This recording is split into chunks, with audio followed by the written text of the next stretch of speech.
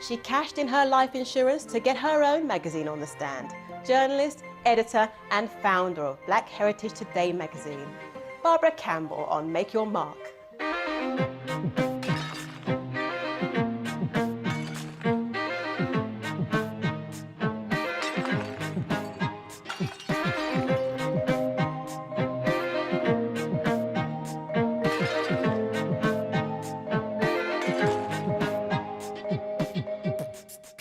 So Barbara, tell me a little bit about yourself and how you first got started. I started out in journalism as a journalist at the Voice newspaper, became editor of their sister paper, The Journal, within a couple of years of being there. And then after I'd been working for a journalism institute, I decided that I wanted to do my own thing. There were loads of ideas that I had, magazines I wanted to produce because I didn't see them out there. So I left, which was on June the 30th, 2000, which was my birthday. You know, you wake up in the morning, you just think, you need some changes here, want to do something different. So I just did. I walked into the project manager's office and I said, I'd like to leave. Is it okay if I leave without, spending any more time here? And they said, seeing as it's your birthday, fine.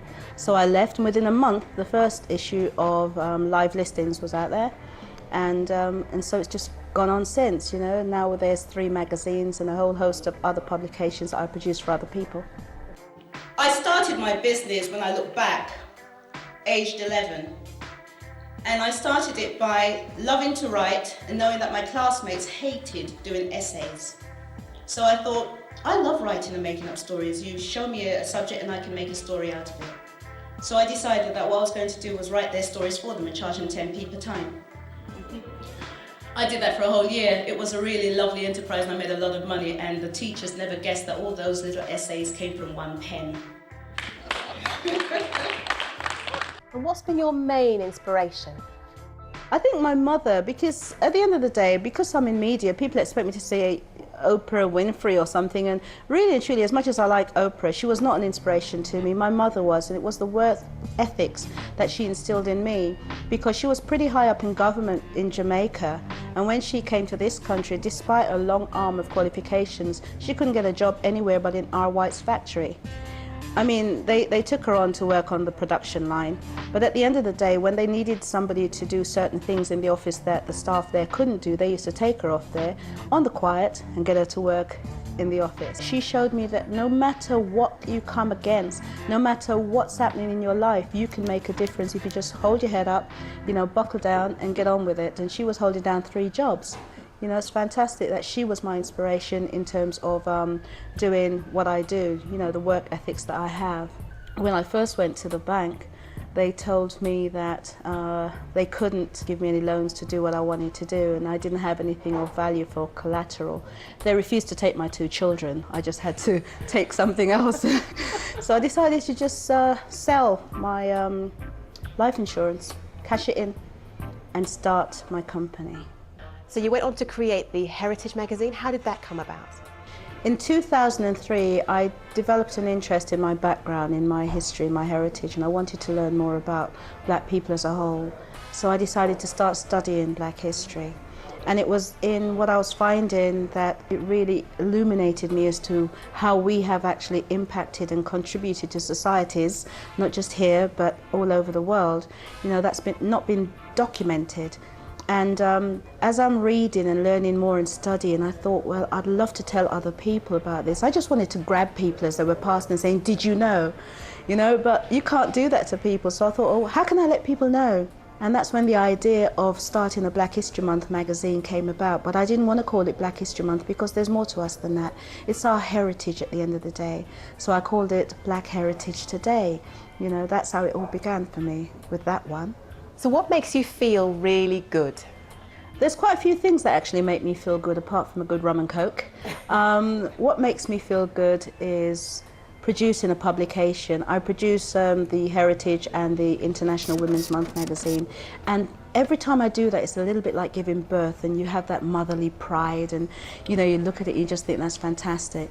But also when I get feedback from the public, people have no hesitation whatsoever, and I let them know that they can contact me anytime. I give out my telephone number. I don't care. Just call me if you want to talk to me. Tell me what you like about it, what you don't like, what you'd like to see in it. So it's knowing that I'm doing something for the community that they like and look forward to, that there's no feeling like it. Right from day one, the biggest challenge was with advertisers. Because you're new, they don't want to give you the opportunity. They say, well, we do advertise in the ethnic press, but the ethnic press for them is just one publication that's been around for 20 odd years, which is The Voice, of course. And it's just trying to win them over to see that I'm not trying to replicate what's out there. I'm trying to do something different to reach a different kind of market. You know, so that's been the biggest challenge, getting them to actually take me seriously. But now that I've been doing this now for 8 years, I pick up the phone, or they pick up the phone and call me, which is fantastic. You feel like you've finally arrived, really, when they do that.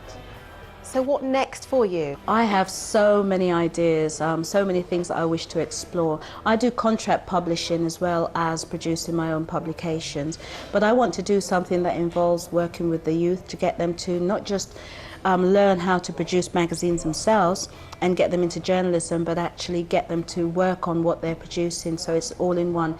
A little bit like a journalism college, you know, but working on something that is quite commercially viable at the same time.